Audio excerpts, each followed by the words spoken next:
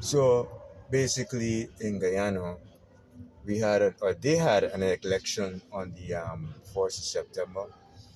In the election, um, this guy in the intro would have retracted his candidacy, um, and after which a government official would have actually went to his place of business to ask the most ridiculous question ever.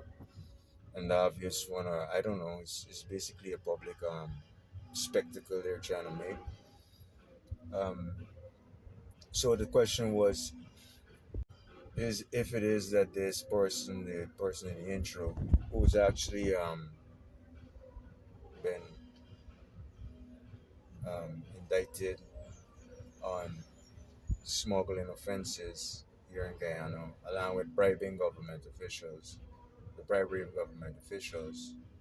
So, well, this one here is basically to explain that the most recent or the previous opposition would have been their supporters would have been divided. Now, their supporters would have been divided between the Islamic group, which actually follows the person in the intro. His name is, let's say, Muhammad. Well, his name is Muhammad.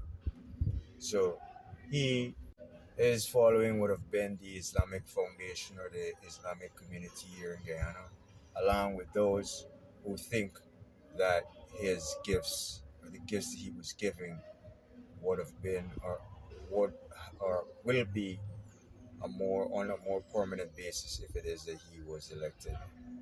And the people on the current administration and the supporters of the current administration would have supported their people. So essentially, it's a very covert, um, psychological game that they played. I mean, in my perspective, because I could see through the BS.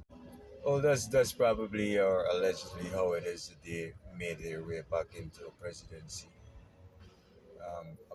An administration that has no accountability, no credibility, and definitely no valor. Once again, it's 19 accounts of fraud that this current administration would have basically done so that they can be where it is that they are right now.